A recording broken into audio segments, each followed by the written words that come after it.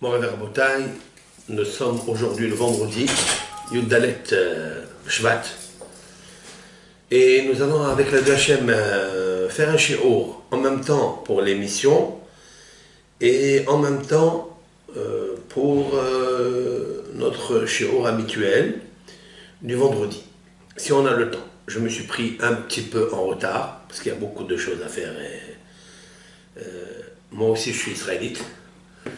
Et donc, avec les deux Hachem de Yud Dalet Shvat, la veille de Tu B'Shvat. Lorsque Tu B'Shvat tombe dans la semaine, là où se trouve la paracha de Béchalah, toujours, surtout que Tu B'Shvat, cette année, il tombe le jour de Shabbat, il y a bien sûr une ha'ara, à savoir un shefar de lumière qui se déverse dans le monde. Et nous devons, avec l'aide de Hachem, chacun parmi nous recevoir avec le vase précieux qu'il a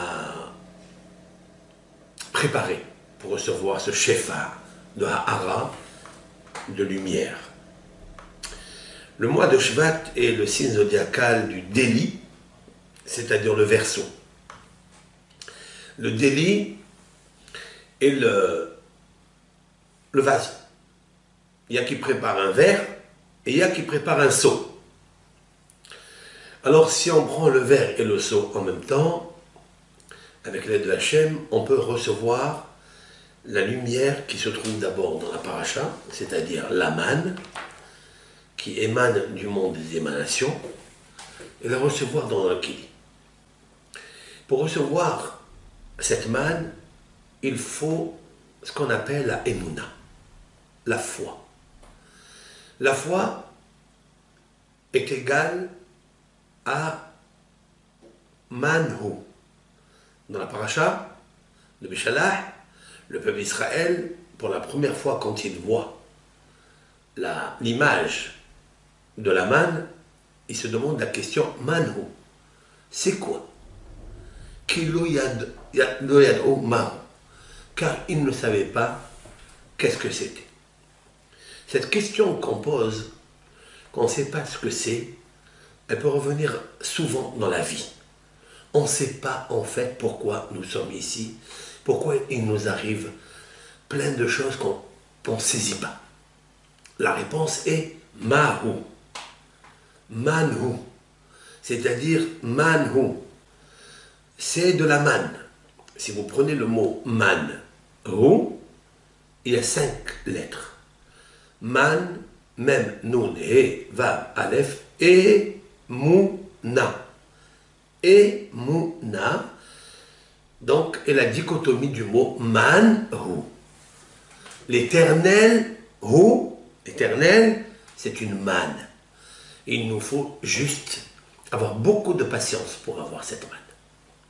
Et donc c'est un monde où on questionnera à chaque instant l'oyad ou mahu, parce qu'on ne sait pas qu'est-ce que ce monde. En fait, ce n'est pas le monde en lui-même, les vicissitudes de la vie, les épreuves de la vie. L'oyad ou mahu, parce qu'on ne sait pas qui est Akadosh Baruch Hu. Vient le tzaddik et dit « Tzaddik be'emunato yihye » et le tzaddik, avec sa foi, il vivra. Chaque ben Israël, bat Israël, ont le potentiel de devenir un tzaddik. Pour devenir un tzaddik, c'est pas évident, car il est marqué dans les proverbes du roi Salomon « Ve sheva ipol tzaddik vekam » 7 fois le tzaddik tombe, mais il remonte. Mais il remonte grâce à quoi? Il vit grâce à tout. À quoi? Grâce à sa émouna. Si on veut parler de émouna, on peut relier avec la Hiloula de Rabbi Yitzhak Abu Hassera, aujourd'hui, celui de Toulal, celui dont on dit de lui qu'il est un nitzutz de Rabbi Yitzhak Luria, alav shalom, j'ai nommé le Harizal. Lorsque Rabbi Yaakov Abehsera, qui a eu 3 enfants, après il s'est séparé de sa femme et il a voulu être comme Moshe Rabbeinu. Il n'a pas divorcé de sa femme, mais il voulait être parouche, éloigné de tous ces mondes pour se concentrer à la Emouna et de dialoguer avec Akadosh Baruch Hu par l'étude de la Torah. S'investir nuit et jour dans l'étude de la Torah. Et c'est ce qu'il a fait pendant de longues dates. C'est la raison pour laquelle Rabbi Yitzhak de Toulal, qui est enterré à Toulal au Maroc, qui est, comme je vous ai déjà dit, le sandak de Baba Saleh, à Tzaddik, eh bien, Rabbi Yitzhak de Toulal est né après quelques années de séparation de Rabbi Yaakov de sa femme. Venu un malach, un ange, dans le rêve à Rabbi Yaakov Abehsera, il lui a dit, écoute, il faut que tu retournes avec ta femme, car il y a un enfant qui va naître de toi, qui va être un très grand tzaddik.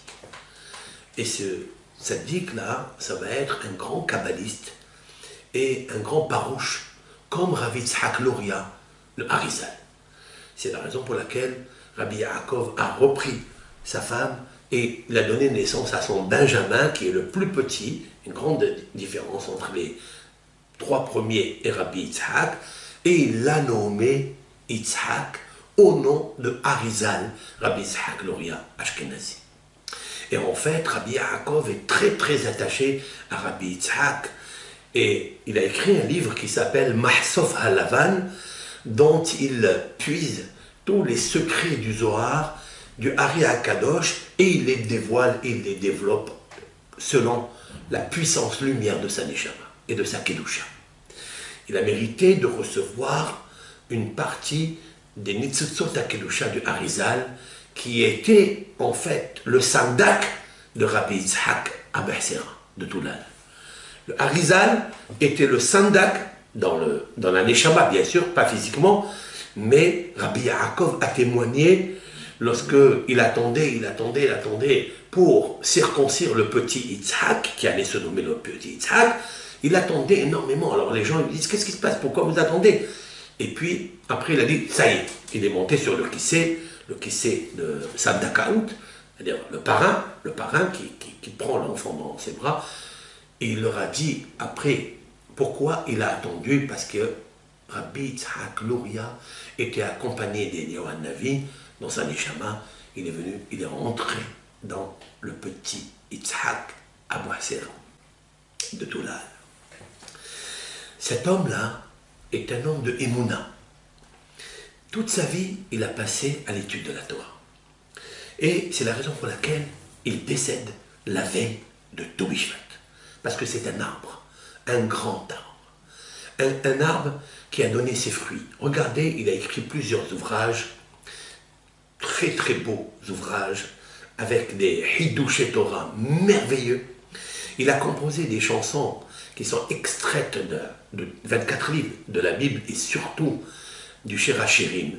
Puisse l'Éternel, grâce à ce tzaddik, nous inspirer dans la paracha de Béchalah, car il y a la Emouna dans son essor le plus haut niveau. La Shira, le cantique de la mer Rouge, où le peuple d'Israël est arrivé à un niveau plus grand que les anges, même la servante. Ce qu'a vu la servante qui est sortie avec eux d'Égypte, qui s'est convertie au judaïsme, parce qu'elle a vu des merveilles dans le Ham Israël. Elle a vu la Kedusha du Ham Israël. Elle a vu que le peuple d'Israël n'a pas souillé son brit Kodesh. Elle n'a pas changé de nom, elle n'a pas changé de vêtements, elle n'a pas changé de langage. Ils ont continué à parler la Shona Kodesh. Machal. Machal, c'est-à-dire exemple. Machal, c'est un exemple du Ham Israël dans toute l'Égypte. Machal, c'est les initiales Malbouch, Lachon et Shemot. C'est-à-dire le vêtement, ils ne l'ont pas changé. Shemotam, leur nom, ils ne l'ont pas changé. Et Leshonam, leur langage, ils n'ont pas changé. Les initiales donnent le Machal. Le Machal est égal à Moshel, c'est-à-dire se maîtriser. Comment ils sont arrivés à se maîtriser? Pendant 210 ans, on ne change pas de nom. On s'appelle Réhouven et pas Christophe. On ne s'appelle pas je ne sais quoi. Parce que Israël avait la Emouna en Akadosh Baruch.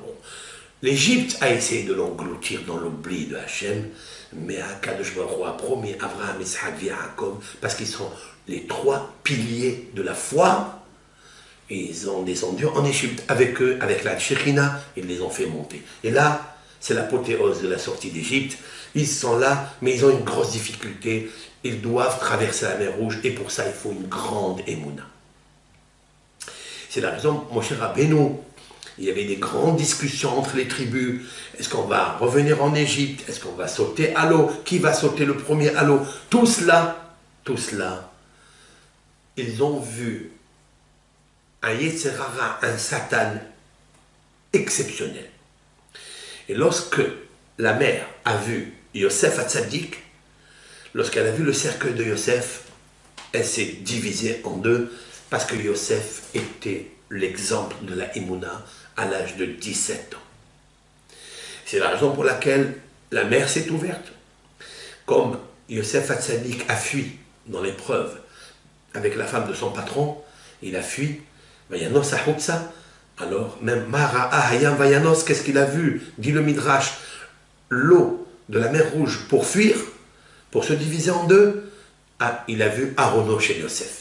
Il a vu le cercueil de Yosef. Et le fait que Yosef Hatzadik n'a pas touché à la Avera, alors la mer, elle s'est ouverte en deux, et il a fait un Kiddush Hashem grandiose. Grâce à quoi? Grâce à la Emouna. Tzadik be'emunato ehye. Le Tzadik, grâce à sa foi, il vit. Et c'est la raison pour laquelle il fait vivre aussi le peuple d'Israël. Et c'est pourquoi le peuple d'Israël ne voulait pas avancer, et il est marqué. Vayassa Moshe et Israël miyam souf. Vayes'u el midbar shur. Vayilchu sheloshet yamim bamidbar velo matz'u mayim. Ils sont allés dans... Alors, Vayassa, c'est-à-dire Vayassa, il a fait voyager. Le peuple d'Israël ne voulait pas voyager. Et Moshe Rabbeinu, qui a pris les ossements de Yosef avec lui, rappelons-nous, eh bien, il les a fait voyager de force. Mais pourquoi il ne voulait pas voyager? Il voulait retourner en Égypte? Non. On est ici après la Shira. Ils sont sortis de la mer. Ils sont sortis de la mer. Ils ont eu le grand miracle. Les eaux se sont divisées en deux et ils ont foulé leurs pieds dans le sol de Yam-Souf. D'abord, il nous faut comprendre pourquoi ce grand miracle. Pourquoi ils devaient toucher la terre avec leurs pieds. Qu'est-ce que ça a à voir avec la division des eaux? Pourquoi Hachem n'a pas fait un plus grand miracle que ça? Leur créer des bateaux, leur préparer des bateaux, je ne sais quoi. Pourquoi il fallait qu'ils traversent avec leurs pieds la mer? Une fois qu'ils ont fini, le peuple d'Israël voulait rester là-bas. Pourquoi? Dit le Midrash, parce qu'il y avait un gros butin d'argent et d'or.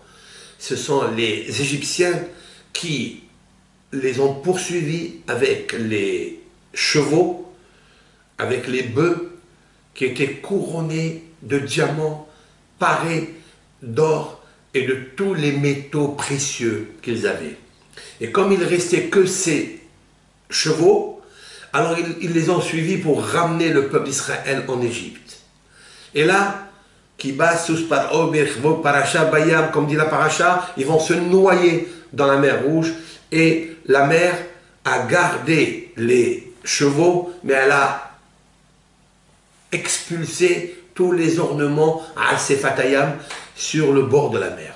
Le peuple d'Israël, il voit qu'il y a un magot, un gros butin, il devient multimillionnaire en 2 heures.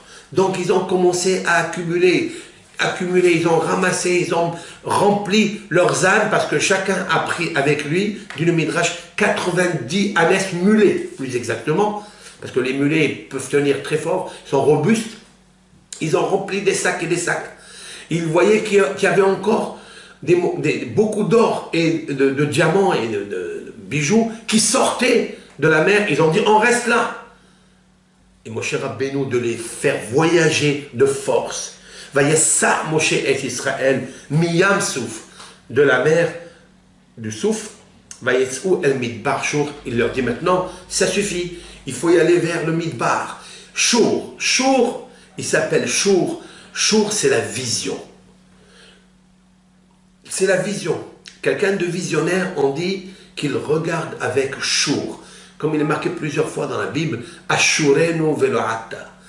Bil'am, Balama, Aracha, il dit, je vois le Mashiach, mais ce n'est pas pour le moment. Ce n'est pas pour l'instant.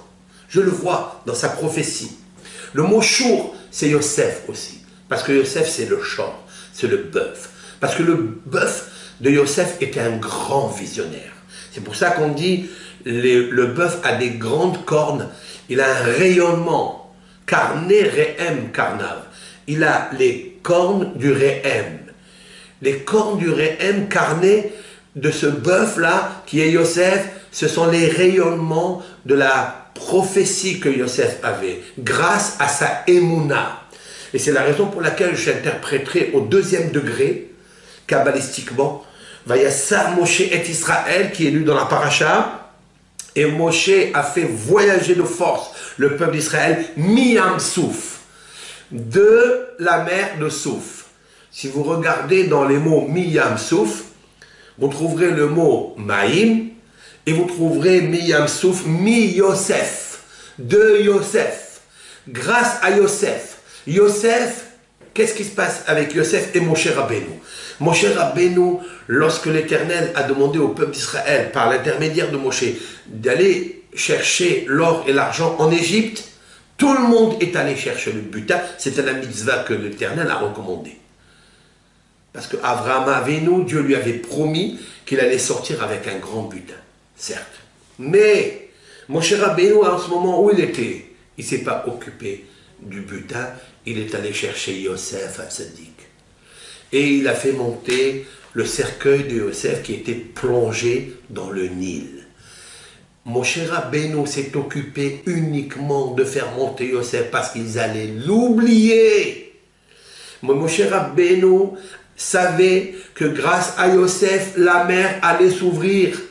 Parce que Moshe Rabbeinu avait reçu l'ordre divin qu'ils allaient avoir le 7e jour des grosses difficultés. Parce que le chiffre 7 appartient à la force des 7 têtes du serpent. Il n'y a que Yosef en Égypte qui a su plier la tête du serpent grâce à sa émouna. Et même le pharaon, qui est le signe et le symbole du serpent, eh bien il s'est plié à Yosef Hatzadik. De la même façon que le pharaon se plie devant Yosef, la mer se pliera devant Yosef et pas devant le pharaon qui les poursuit. Et c'est pourquoi, lorsque le sous du pharaon est arrivé pour aller, parce que le 7e jour lui appartient, c'est les 7 forces du mal qui existent dans ce monde.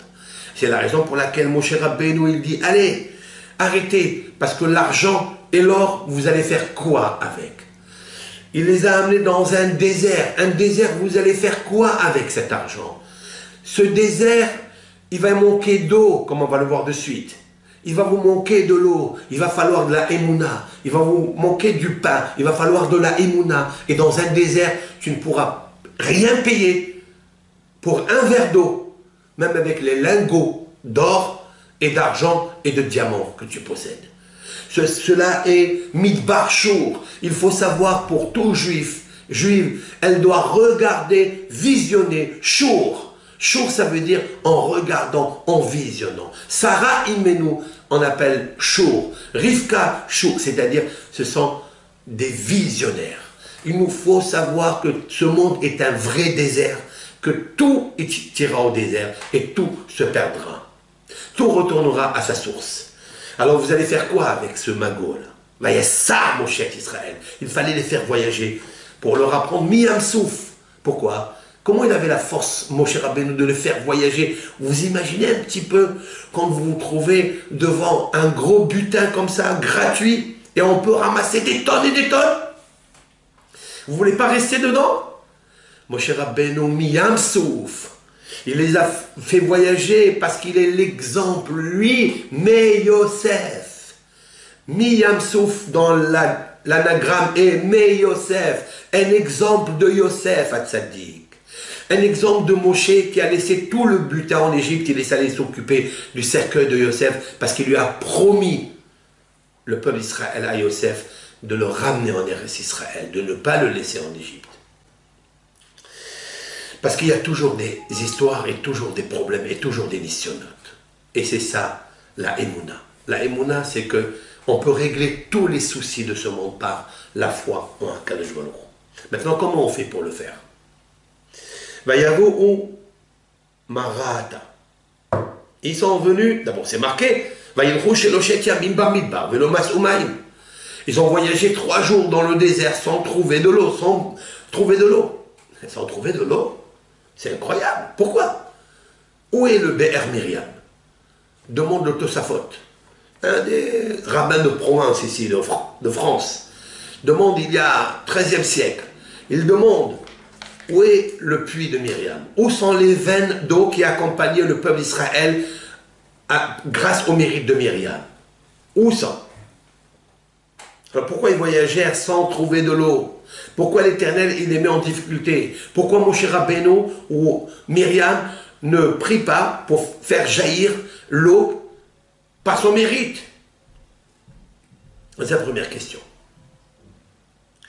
Et puis, vous savez que voyager sans eau, même avec des milliards dans la main, ça vaut rien du tout. Ça vaut rien. Bayavo ou Marata. Ils sont arrivés à la localité qui s'appelle Marata. Marata, ça veut dire Mara, amer. Tiens, c'est une localité qui s'appelait avant Mara. Ça, je ne sais pas comment. Ils n'ont pas pu boire de l'eau. Il y avait de l'eau. Mais ils ont essayé de boire de l'eau. Ils n'ont pas pu boire de l'eau. Mimara, de cet endroit qui s'appelle Mara. Ki marimhem. Parce que eux, ils étaient amers. Aken kara shema Mara. Voilà pourquoi on l'a appelé son nom Mara. On l'a appelé Mara parce qu'il y avait de l'eau. Mais cette eau-là était infecte, amère.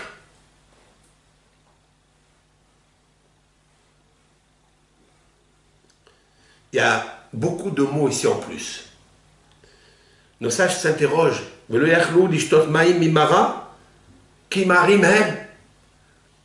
Pourquoi ajouter kimarimhem? Parce que ces eaux-là sont amères. On l'appelle Mara déjà. Nos sages disent, c'est pas les eaux qui étaient amères. Kimarimhem. C'est eux. Le peuple d'Israël était amer. Lorsqu'on arrive des fois à une amertume intérieure, on ne trouve pas notre satisfaction, on devient amer. Et il n'y a aucune eau douce qui peut étancher ta soif. Parce qu'on est amer. On n'est pas bien. Et pourquoi ils sont amers? Ils viennent de vivre un miracle exceptionnel. L'ouverture de la mer Rouge. Plus que ça. Ils ont posé les pieds dans le sol, Bayab Bacha, sur la sécheresse. Plus que ça, le Midrash dit que les arbres fruitiers ont poussé dans le sol. Les arbres fruitiers. C'est un rappel de Tou Bishvat. C'est pourquoi cette paracha, elle est reliée avec la fête de Tou Bishvat et ô combien cette année elle tombe le jour de Shabbat. Tou Bishvat, en plein ouverture de la mer Rouge, oui, ils ont eu tout ce qu'il valait. Ils ont vu des visions prophétiques que la servante a vues et que Ézéchiel, fils de Bouzi, qui était un grand prophète, n'a pas vu par sa préparation et par sa grandeur de Kedusha, de la prophétie, il n'a pas atteint la petite servante d'Égypte qui est venue avec eux. Tellement ils étaient grandioses. Alors pourquoi alors ils sont amers? Ils sont amers parce qu'on les a empêchés de prendre le butin. Parce qu'ils voulaient encore et encore et encore. Lorsqu'un homme a ce qu'il lui faut, et il cherche encore un peu plus, surtout c'est gratuit, et c'est à côté de toi, tu as envie de prendre. Ce monde c'est comme un mariage. Donc s'il est comme un mariage, alors je prends ce que je peux. Mais le but c'était pas ça. Je ne vous ai pas fait sortir d'Égypte pour prendre du magot. C'est pour que 50 jours après, tu reçois la Torah qui va t'aider dans ta vie, qui va te donner un vrai bonheur, pas seulement ici dans ce monde, elle va donner un bonheur dans ta neshama, elle va charger ta batterie avec des piles qui sont tellement puissante pour honorer ta neshama dans l'au-delà, dans un olam que tu ne connais pas, que tu vas connaître. Alors pourquoi tu es amer? Tu es amer au lieu de te précipiter pour aller vite, midbar shour, c'est là où tu vas recevoir la Torah. C'est là où tu vas devenir un vrai visionnaire de la vie, parce que qu'est-ce que ce monde?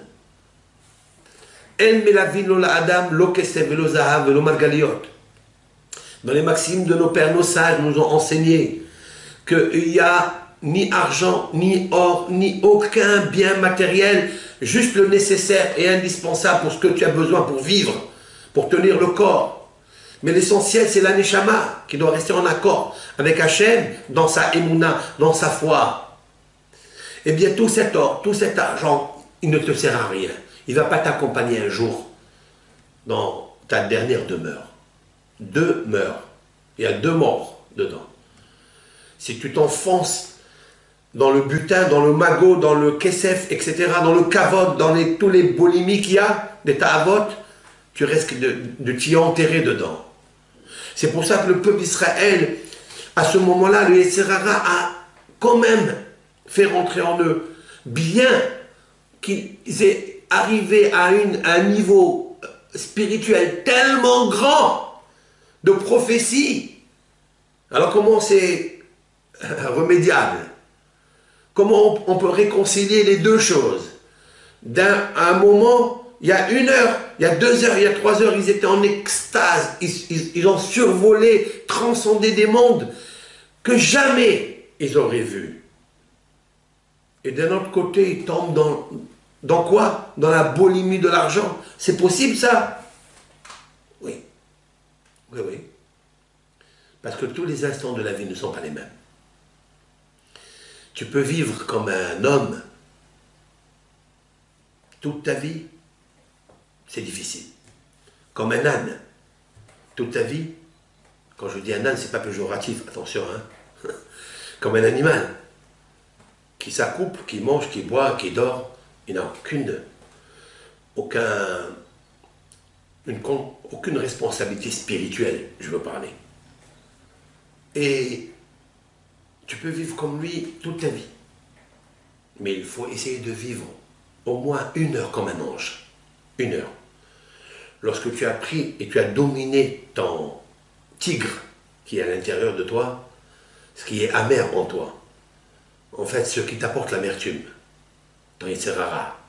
Parce que tu as fini la douceur de l'eau que tu as volée, et tu es content 5 minutes, et après, qu'est-ce qu'il y a? Tu deviens amer. Le peuple d'Israël a oublié l'eau de la Torah qu'il allait recevoir. Donc là où ils allaient, c'est devenu amer. Ils l'ont appelé cette localité Mara, mais en fait l'eau n'était pas amère. Du tout, mais c'est eux qui étaient amers. Parce que quand on n'a pas atteint le niveau d'espérance, de gloire, de succès, de cumul des mandats et de cumul de ce qu'on veut, ben on est amer. C'est drôle. Celui qui était tellement en extase dans Har Sinaï, celui qui était tellement en extase dans la traversée de la mer Rouge, eh bien il peut tomber de haut en bas en une fraction de seconde et être amer. Tu lui donnes la plus grande douceur, le miel, c'est amer. Qui marim hem, ça n'est pas les eaux qui sont amères, c'est toi qui es amer. Alors qu'est-ce que fait Vaïlonoam? Alors il commence à se rebeller. Et il dit à Moshe, qu'est-ce qu'on va boire? Manishte. Alors qu'est-ce que Moshe Rabbeinu il va faire? Miskin, ce Moshe Rabbeinu. Comment il va faire avec ce peuple?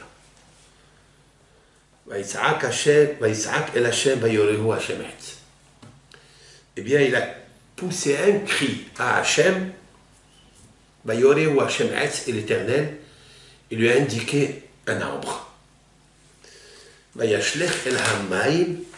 jeté cet arbre à l'eau, et les eaux se sont adoucies. Là-bas, explique Rashi, que Moshe Rabbeinu a commencé à enseigner les 7 lois noahiques au Ham Israël. Dans cette localité, il leur a donné un petit peu 7 mitzvot qui sont très très belle. Et c'est cette mitzvot-là, à cette localité-là, pour adoucir les eaux. Ça veut dire qu'il faut des lois pour avoir la foi. Quoi. Ben, ils ont eu la loi et ils ont eu la foi en même temps. Et Hachem Yitbarach, il lui dit, Im shamoa tishma lekol, Hachem Elokecha. Si tu écoutes souvent la voix de Hachem, shamoa tishma, deux. Shamoa, tu écoutes. Si tu t'affaiblis un jour, tu dois encore écouter. Tu ne peux pas avoir une écoute qui dure toute ta vie. Tu es dans le bon chemin. Ça n'existe pas une chose pareille. Shamoa, après le Yetzer Hara, il vient et te fait tomber encore 7 fois. Tu dois remonter encore et avoir la Emouna. Et encore faire ton chapat et faire les mitzvot et faire attention à tes yeux et à ta pensée, à tes paroles, à ta bouche, au Lashon Hara. Il lui dit Hachem, si tu m'écoutes à ma voix, tu feras la droiture à ses yeux, pas la droiture que toi tu penses, à ses yeux, ce que Dieu pense c'est droit. Et tu seras attentif à ses commandements. Tu observeras même ces lois dogmatiques qui ont besoin de comprendre et tu ne pourras pas les comprendre. Parce qu'il ne faut pas les comprendre. Parce que le jour où tu essaieras de comprendre, tu tomberas dans la localité qui s'appelle Mara, l'amertume, qui marie même, parce que c'est toi qui es amer en fait. On te demande d'écouter l'Éternel, ton Dieu. Il dit, toutes les maladies que j'ai imposées à l'Égypte, infligées à l'Égypte, je ne poserai pas sur toi. Ki ani Adonai Rofer, car je suis l'Éternel, ton guérisseur. Ce passage qui est merveilleux, c'est extraordinaire. On voit un petit peu le changement du Ham Israël. D'un côté, ils sortent de l'esclavage, 210 ans, on fuit dans la geôle physique et intellectuelle en Égypte, à 49 niveaux d'impureté de la méthodologie égyptienne dans la Avodah Zara, l'idolâtrie. D'un autre côté, ils sont en liberté. Plus que ça, le verset dans la section nous dit Bnei Israël Yosim Beyad Rama. Et le peuple d'Israël, ils sortent avec une main Rama. C'est quoi Rama? Élevée. Ils traversent la mer Rouge. Ils sont exceptionnellement accueillis donc par leur neshama et même leur corps qui transcende, où ils voient, dit le Midrash, les 7 cieux. 7 cieux se sont ouverts à leurs yeux et ils ont vu des choses merveilleuses. Ils ont dit maintenant, nous allons servir Dieu toute notre vie. On sait qu'il existe. On sait qu'il est en haut. Même les bébés, disent nos sages, qui étaient dans les matrices de leur mère, en train de profiter du Gan Eden de la matrice de la maman, sans travailler, sans peiner, sans labourer, ils ont tout ce qu'ils veulent. Eux aussi, ils ont ouvert leur bouche, si l'on peut dire ainsi. Là-bas, on n'ouvre pas la bouche, mais la bouche de la Neshama, ils ont chanté à Akadosh Baruch Hu, en même temps que Moshe Rabbeinu, au même temps que le peuple d'Israël tout entier. Mikedash, la Shira, elle terminera Mikedash Adonai Konenu Yader. Ils sont arrivés à un moment exceptionnel où ils vont dire Adonai Imloch Le'olam Va'ed, l'Éternel régnera à jamais. Ils ont compris qui est l'Éternel, celui qui les a sauvés en Égypte, celui qui faisait le miracle en Égypte. Ils ont dit Ze Eli Ve'anveu, le voici, celui qui a combattu en Égypte pour nous, c'est lui ça. Ça veut dire qu'ils sont arrivés à un niveau de compréhension tellement puissant de la Emouna. Ils ont dit, le voilà, en pronom démonstratif, Zéhéli. Même les petits dans le ventre, ils ont dit, c'est lui, Akadosh Baruch Hu. La Neshama a transpercé la matrice, le placenta, la matrice, et elle a vu quelque chose d'extraordinaire. Ça veut dire la Kedusha était tellement grande, Beyad Rama, ils finissent. Il sort de la mer Rouge avec un cantique merveilleux qu'on récitera 365 jours dans l'année.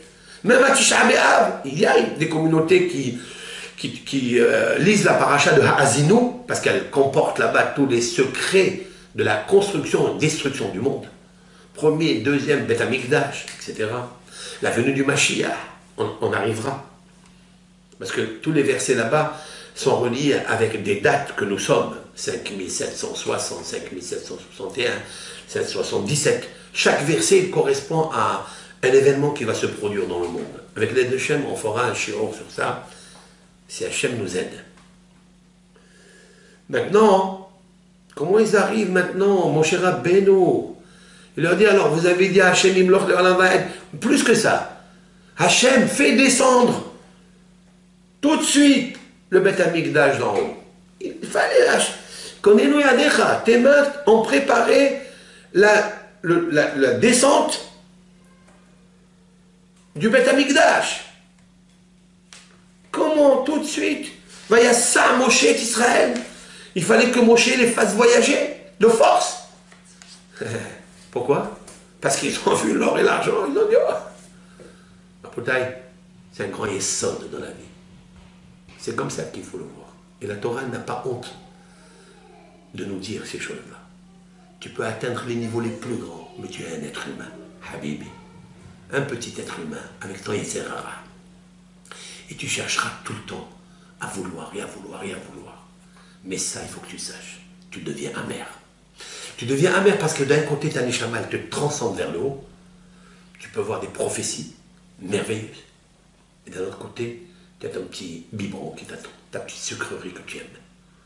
Alors là, un jour, tu t'appelles Yad Rama, la main levée, haute, manifeste. Mais quand tu deviens une personne qui est assoiffée, qui a la boulimie de l'état vote qui te tire vers le bas, tu deviens Yad Mara, une main amère.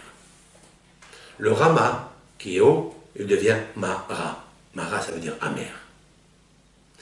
Et c'est la raison pour laquelle mon cher Rabbeinu, il leur dit, moi je peux vous être un exemple. Vous avez commencé déjà, l'appétit de l'argent, vous l'avez eu là-bas, en Égypte. Vous avez, Baruch Hashem, ce qu'il faut. Akadosh Baruch Hu ne vous a pas dit autre chose. Pourquoi vous arrêtez?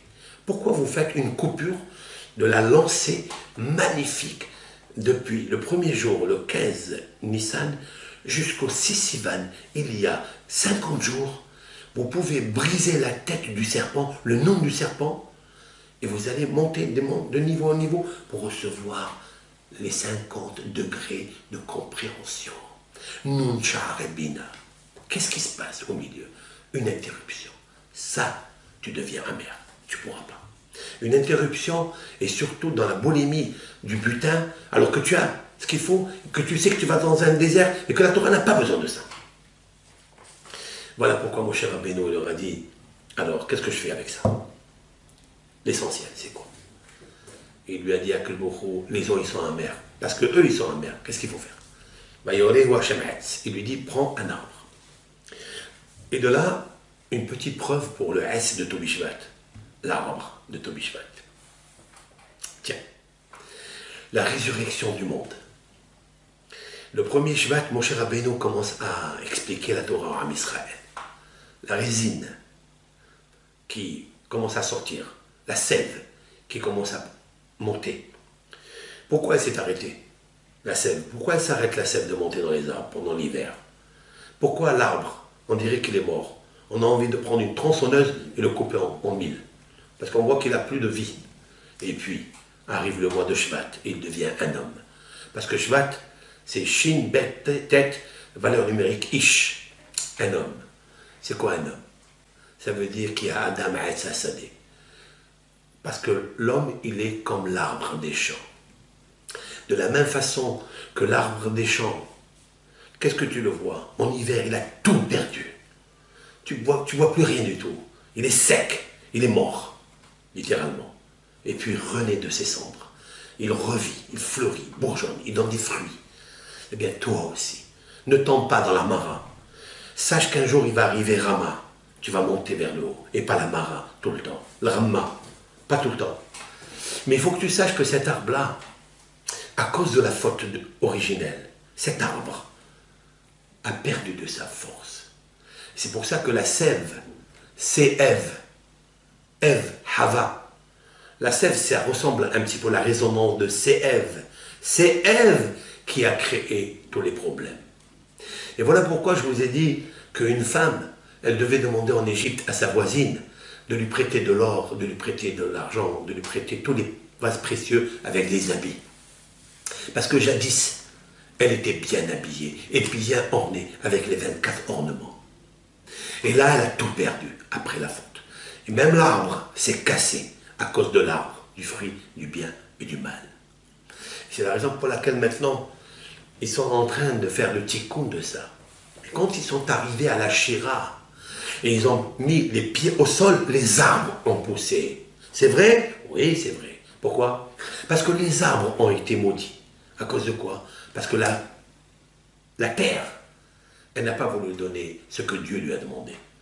La terre a refusé de faire ce que Dieu lui a demandé. Dieu lui a demandé de donner un arbre fruitier, qui donne des fruits, mais que l'arbre lui-même a le goût du fruit. Tellement on est arrivé à des choses extraordinaires, de manger du bâton, une branche d'arbre qui a le goût de la mangue, qui a le goût de l'orange, qui a le goût de la pomme, qui a le goût de ce que vous voulez. Mais elle n'a pas fait ça. Elle a donné un arbre qui donne des fruits. Mais lui, il est sec. Comme tu as refusé, il arrivera des moments, à cause de la faute originelle, que tu as pris un arbre juteux et tu as voulu le consommer. Il arrivera 4 saisons dans la vie. Et la chute de tout l'arbre. C'est-à-dire la décomposition de cet arbre-là. Les feuilles qui tomberont, les fruits qui donneront pas. Et après, il y aura le tikkun, la réparation. Alors, les périodes où il n'y a pas de fruits, où l'arbre est dans l'amertume, ça s'appelle Kimari même, parce qu'il est amer. Qui? Adam Arishon et Hava. Ils étaient amers d'avoir pris la douceur de l'arbre interdit. Parce que la douceur de l'arbre, parce que tout ce qui est interdit, il est doux. Comme a expliqué le roi Shlomo dans ses proverbes. Maïm ginuvim yimtaku. De l'eau volée, elles ont un bon goût. Tout ce qui est volé, tout ce qui est interdit, il a un bon goût. C'est la raison pour laquelle Akadosh Baruch Hu n'a pas voulu leur donner l'eau de Myriam. Il a voulu les faire passer d'abord par l'épreuve de Marie même. Si on vous donne comme ça de l'eau par le mérite de Myriam et par votre mérite à vous, pourquoi? Myriam, pourquoi elle a eu le Be'er Maïm, le puits d'eau? Pourquoi elle a mérité ça? Parce que Myriam, dans son nom, il y a quoi? Marim, amer. Et comment on guérit l'amertume? Par l'amertume. Et c'est la raison pour laquelle Dieu, il dit à Moshe, prends un arbre. Mais quel arbre? Dans le Midrash, on discute. Un qui dit, c'était l'olivier. Parce que l'olivier est très amer. Mais il donne de l'huile, qui est très bon à la vision, à la consommation. De la mer, il sort du doux. Comment on guérit les eaux amères, les eaux tumultueuses que nous vivons chaque instant de notre vie? Comment? En prenant l'amertume et la plonger dans l'amertume. Comme dans la médecine, on guérit le mal par le mal. C'est comme ça. Même si nous, les hommes, on guérit le mal, ou ce qui est infect par le sucre, par le miel, par le doux, ça c'est l'homme. Parce que l'homme, il est attiré vers la douceur. Il ne peut pas faire autrement. Mais Myriam, combien elle a supporté pour... Combien d'amertume elle a supporté pour sauver Moshe Rabbeinu? Combien? Des dizaines et des dizaines de jours. Combien elle a sauvé de bébés hébreux qui étaient noyés, qui devaient être noyés? Elle leur a parlé. N'est-ce pas, elle s'appelle Poa. C'est quoi Poa? C'est parler. Poa, c'est parler. Poa, c'est les initiales de Peri Etz Hadar. Peri Etz Hadar. Peri, un fruit de l'arbre Hadar, beau. C'est qui? Moshe Rabbeinu. C'est le hétrog. C'est lui le hétrog. Et le hétrog a le goût, et dans l'arbre et dans le fruit, il a le même goût. Peri Etz Hadar. Combien elle a supporté, combien elle a attendu, combien elle a fait Messirut Nefesh. Elle s'est mise en danger, Myriam, à côté de l'eau où était Moshe. Lorsqu'elle a vu Bithia en train de prendre ce bébé, elle a dit, c'est fini pour Moshe. C'est fini pour mon frère, mon petit frère. Et elle était là en train de prier à Kadosh Baruch Hu. Elle vivait dans l'amertume. Elle a versé des larmes amères de ses yeux pour son frère Moshe. C'est pourquoi quand elle va être malade, lépreuse, ça sera Moshe qui va prier pour elle. Il va dire la célèbre phrase que tous les rabbins disent pour les malades. El na refa na la. Dieu guérit là. Parce que quand on est malade, on est amer. Et comment on guérit Myriam dans l'amertume? Comment? On prend encore de l'amertume. C'est-à-dire, on essaie de supporter toutes les difficultés qui nous arrivent, les eaux tumultueuses. C'est pour ça qu'Akadosh Baruch Hu lui a donné à Myriam, Be'er Myriam, parce qu'elle était à côté de l'eau pour sauver Moshe Rabbeinu, le Be'er de la Torah, c'est-à-dire le puits de la Torah. Celui que le jour de Shvat, le premier Shvat, il va Be'er et la Torah Kula, il va expliquer la Torah dans le mot Be'er, l'éclairage de la Torah, comme de l'eau magnifique. Mais cette eau magnifique, tu ne peux pas la voir si tu ne passes pas l'amertume, qui Marie même, qui Myriam même, parce que c'est eux Myriam. S'il y a un sauvetage du peuple d'Israël, c'est grâce à Moshe, et c'est grâce à Myriam. Alors il lui dit à Hachem, prends Zaïd, prends l'olivier, qui est amer, jette-le dans l'amertume. Et Akadosh Baruch Hu va imiter quoi maïm. Et alors s'adoucissent les eaux. La vie de l'homme, c'est comme ça. Maintenant écoutez bien. Si je prends depuis tout Vishvat jusqu'à tout Béhav, parce que vous savez très bien que les mois de l'année, il y en a 12 mois de l'année, c'est vrai. Donc je vais commencer par Nissan. Allez, puisque nous, les fêtes sont considérées dans le calendrier juif depuis le mois de Nissan, où il y a eu des nissim, des miracles. Donc vous avez le mois de Nissan, ok, Nissan, Iyar, Sivan, Tammuz, Av, Elul. Av, c'est le 5e mois. Après, vous avez les autres 6 mois à partir de Tishri, c'est-à-dire septembre, Rosh Hashanah. Et vous avez Tishri, Heshvan, Kislev, Tevet, Shvat, Adar. Adar, c'est le mois prochain. Shvat, c'est aujourd'hui. Vous avez le 5e mois à partir de Nissan, c'est Av. Le 5e mois à partir de Shvat, à partir de Tishri, Shvat. Donc ils sont en parallélisme, c'est 2 mois. Av, Shvat. Combien de jours il y a depuis tout Vishvat jusqu'à tout Béhav? Je fais la correspondance parce que vous savez très bien que c'est à tout Vishvat, explique et déclare le Talmud dans le traité Ta'anit, à la fin du traité Ta'anit, le peuple d'Israël était d'une joie exceptionnelle. Les filles, elles sortaient dans les vignobles et elles chantaient, elles s'amusaient. Et elles disaient, il y en avait 4 niveaux, il y avait les belles, il y avait les pauvres, il y avait les riches, et il y avait celles qui avaient la dynastie. Pourquoi 4? Pas 5, pas 6. Parce que 4, c'est le nom de Hachem Ibarach. Yud Ke Vav Ke.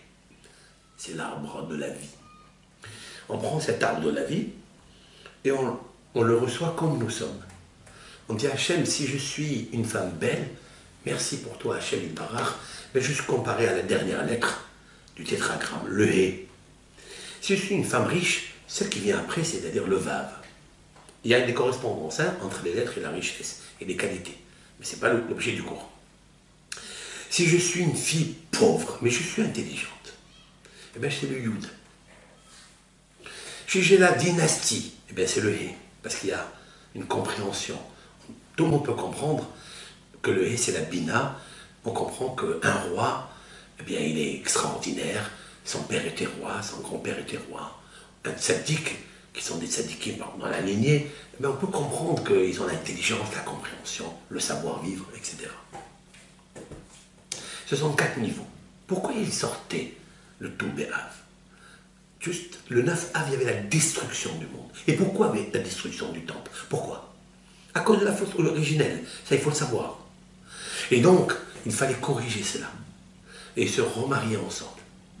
Dans le tout Béhav, il y avait 7 qualités que le peuple d'Israël a récupérées. Les Shevatim ont commencé à se marier ensemble alors qu'ils étaient complètement en dispute. ces mêmes Shevatim, ils vont traverser la mer Rouge dans ce Shabbat, tout Bé'av, tout Bishvat, ils vont traverser la mer Rouge, tous. Il y a une résonance aussi par rapport à, tout de suite après que les eaux se sont transformées en douceur, grâce à cet arbre, Vayavohu Elima. Ils sont arrivés dans une localité Elima, on ne sait pas comment, pourquoi. Vesham, et là-bas, Shtem Esre Enot Maim. Là-bas, il y avait 12 puits d'eau. Veshivim Temarim.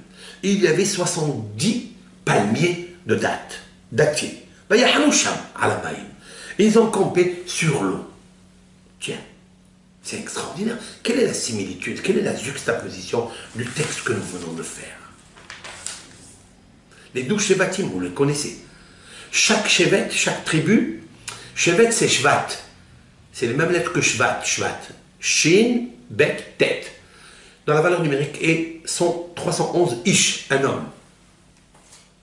Chaque homme dirigeait une tribu. Cette tribu vient de passer la mer Rouge en 12 parties. Les Shiv'im Temarim, ce sont les 70 dattiers, parce que le date, la date est comparée au tzaddik, comme il est marqué dans les psaumes qu'on va lire ce soir. à Shabbat. On va marquer tzaddik katamar ifrah.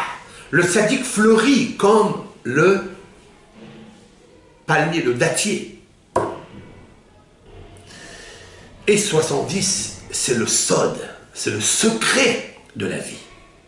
Ils sont arrivés où? Elima. C'est quoi ce Elima là? Elima, c'est l'anagramme du mot Aleph, Yud, Lamed, Mem, He, Elohim. C'est pas une localité géographique qui a été là, qu'on a donné des noms, qui existait. Non. C'est le niveau où vous vous trouvez. Si on arrive à un endroit où on est attaché à Elohim, à Kadosh Baruch Hu, on peut extraire de Elima. Elima, c'est un jeu de mots caché, codé, mais c'est le mot Elohim. C'est-à-dire la nature, quand la valeur numérique de Elohim 86 se transforme en 12 fleuves, mais de l'eau pure. Parce que l'eau est devenue pure, parce qu'elle est subdivisée en 12 parties, en 12 signes zodiacaux, en 12 Shemot, les Shevatim, Reuven, Shimon, les Vissar, qui sont nés dans la difficulté de Yaakov contre Lavan, avec les 4 femmes, Rachel, Léa, Zilpa et Bila. Ces 4 espèces de femmes vont se retrouver à Toubéav pour se remarier. L'une, elle est pauvre parce qu'elle est servante. L'autre, elle est belle parce qu'elle est Rachel. L'autre, elle est intelligente parce qu'elle est Léa, etc. Ce sont des niveaux qu'ils font. Ils sont arrivés à Elima parce qu'ils sont arrivés à Elohim. Ils se sont attachés à Elohim et la nature change. Et oui, la nature change. Shiv'im Temarim, c'est tout Bishvat. Shiv'im Temarim, c'est quoi? C'est les arbres fruitiers. Parce que le tzaddik be'emunato yehye, le tzaddik vit avec sa emuna, tzaddik katamar ifra. Alors la nature, le dattier va lui donner des dates, 4 dates, comme la loi de la Torah. Qu'est-ce qu'ils ont fait? Ils ont campé là-bas, sur l'eau. C'est-à-dire sur l'eau. Ils sont montés sur l'eau. Al Hamaim. Ils ont campé sur Akadosh Baruch Hu qui est au-dessus de l'eau. T'inquiète pas, l'eau, elle devient amère selon la difficulté que tu as, l'amertume que tu possèdes. Mais si tu campes dans Elohim, avec Akadosh Baruch Hu, dans le Emouna de Elohim, t'inquiète pas, tu peux camper sur l'eau, il n'y a aucune eau qui deviendra amère. Maintenant, tout Bishvat, j'ai compté, écoutez bien, j'ai compté les jours qu'il y a depuis le 15 Shevat jusqu'au 15 Av. Combien de jours il y a? Vous savez qu'il y a des jours 29, des mois, pardon, 29 jours, il y a qui ont 30 jours. J'ai compté, il y a 177 jours. À quoi il correspond ce chiffre? 177. Avec l'aide de Hachem Yitbarach, que Dieu nous donne la sagesse de notre Torah, 177, c'est la valeur numérique. Zé, Haetz, c'est l'arbre de connaissance du bien et du mal. Toute la difficulté qu'il y a entre la destruction du temple, la reconstruction qu'on fait après à Toubé avant, on se remarie, où les Shevatim vont se réconcilier, se marier ensemble. Zéhaetz, c'est l'arbre. C'est pour ça que dans cette paracha, l'Éternel dit, tu veux guérir tout le problème. Quel est la Haetza? Le conseil. Haetza, Haetz. Travaille sur le fruit interdit. Interdit. Travaille dessus. Ne facilite pas les choses interdites. L'homme, il aime les choses interdites. Il adore ça. Son Yetzerara, il va et lui dit, elle a fait. Pour ça, quand on est ordonné, c'est plus grand que quand on n'est pas ordonné. Explique le Rav Shlomo Luria, 16e siècle. Il explique dans son livre Yam Shel Shlomo sur le traité Baba Kama, explique que lorsqu'on est ordonné, il y a eu une serrara, on ne veut pas. On n'a pas envie. Regardez, Akadosh Baruch Hu, il a dit à Adam Arishon, mange tous les douceurs du Gan Eden, un endroit idyllique. Mais cet arbre-là ne touche pas. Zéhaetz, cet arbre ne touche pas. Qu'est-ce qu'il a fait Adam Arishon et Hava? Le contraire. Parce que tu m'as ordonné, j'ai un plus à Yetzerara. J'aime l'interdit. Zéhaetz. Je veux celui-là. Lorsque David Amelech il voulait tuer Shimei ben Gera, qu'il a maudit, et Shlomo Amelech il lui dit, avant sa mort, avant la mort de David Amelech, il lui dit, qu'est-ce que je fais avec cet homme-là qui t'a maudit, papa? Il lui dit, écoute, moi je ne veux rien, moi je ne veux pas le toucher parce que j'ai dit que c'est Dieu qui a dit. David Amelech a accepté que tout ce qui vient c'est de Dieu. Même quand on l'a traité de mamzer, de bâtard, à David Amelech. Il a dit, c'est Dieu qui lui a dit de nous maudire. Mais il fallait une punition. Shlomo Amelech, sage qu'il était, qu'est-ce que je fais? Il lui a dit, tu feras comme ta sagesse. Trouve-lui quelque chose. Shimei ben Gera avait fait une petite erreur. Et Shlomo Amelech il lui dit, viens, le jour où tu sors de Jérusalem, tu es un homme mort. Voilà ce qu'il lui a dit. Tu ne sors pas de Jérusalem. C'est fini. Le jour où tu sors, tu es un homme mort. Et il est sorti de Jérusalem. Explique Rav Chaim Shmulevitch dans son livre intitulé Sirat Moussar. Il dit, mais quelle est la sagesse qu'il y a ici? Tu feras comme la sagesse. Quelle sagesse il y a ici? C'est très simple. Il a appris de Adam Arishon. Ce qu'on t'interdit, tu ne veux pas l'écouter, tu ne veux pas l'ordonner. Et tu le fais. Tu transgresses les paroles interdites. C'est ça le hidouche. Le hidouche, quand je te donne de l'argent, et on te dit, non, ça y est, viens, tu as envie. Tu as envie. Et c'est ça, Tobi Shvat, avec Tobé Av. La réparation, Zéhaetz, 177 jours, valeur numérique Zéhaetz, c'est l'arbre. Et c'est la raison pour laquelle Tobi Shvat commence à renaître. Le nom de Dieu qui est tout 15, le nom de Dieu c'est 15, Yudke, c'est le nom de Akadosh Baruch Hu. Il commence à renaître de ses cendres, si l'on peut dire ainsi. Il commence à rayonner dans ce monde. Il nous faut profiter dans ce moment-là de réparer Etz Hadaat. On n'a pas l'arbre de la vie, malheureusement. Alors il nous reste Etz Hadaat, les conseils de nos sages, les conseils des Hachamim, des Rabbanim, il nous reste cela. Il y a tellement de livres de Moussard, tellement de livres merveilleux qu'il nous faut prendre, extraire notre médicament, parce que je suis l'Éternel, ton créateur. Mais en fait, il y a une autre résonance dans le texte. C'est que Moshe Rabbeinu est l'homme tzaddik yesod olam. L'Éternel lui dit, prends ton bâton. Dans ces termes, kahmatecha. Prends ton bâton. Avec ce bâton, tu vas faire des merveilles. Pourquoi? Parce que Moshe Rabbeinu n'a jamais fauté de sa vie. Il n'y a pas eu... Il n'a pas eu une transgression aucune en ce qui concerne l'arbre de connaissance du bien et du mal. C'est pour ça que la valeur numérique de Kahmatecha, prends ton bâton. Parce que toi, tu as un bâton, une règle, droit. C'est la même valeur numérique, Zéhaetz. Si on veut corriger, c'est la force du mal qui vient par l'amertume et la guérir par l'amertume. Kahmatecha, prends ton bâton de pèlerin et vas-y, combat tes pulsions. C'est aussi la même valeur numérique Umateha Elohim Beyadi. Moshe Rabbeinu dit et le bâton de Elohim, de Dieu, Beyadi, dans mes mains. C'est la Torah. La Torah, il faut qu'elle soit, tu la possèdes, il faut qu'elle soit dans tes mains. Il rassonne que Akadosh Baruch Hu nous donne la force de traverser ces jours-là à partir de Tou Bishvat, Shabbat Be'ezat Hashem. Et c'est la raison pour laquelle le peuple d'Israël, pour répondre à la question pourquoi Hashem leur fait un miracle de diviser les eaux et de rentrer dans la mer et de toucher le sol. Et il y a eu des arbres qui ont poussé. Parce que le but, c'est de repousser toutes les eaux tumultueuses et les diviser. Car c'est très difficile. Et de marcher là où il y a la difficulté. Parce que nous sommes dans un monde très difficile. Et nos sages, de dire caché zivougo chez l'Adam qui kriat yamsouf. Il est très difficile à un homme de rencontrer son âme sœur, comme l'ouverture de la mer Rouge. Comme l'ouverture de la mer Rouge. Qu'est-ce que ça veut dire? Parce qu'il fallait un grand miracle, disent nos sages, pour ouvrir la mer Rouge. Certes, pour trouver sa Kala, c'est sûr et certain, c'est très difficile. Mais il y a plus que ça. L'ouverture de la mer Rouge, c'est les eaux qui sont à droite et à gauche, mais il faut traverser le sol. Il faut avoir les pieds par terre. Et avec les difficultés qui peuvent t'attendre à chaque instant de ta vie, les eaux ils peuvent te noyer. Tu dois savoir que c'est ça le mariage. Et c'est ça qu'il faut travailler.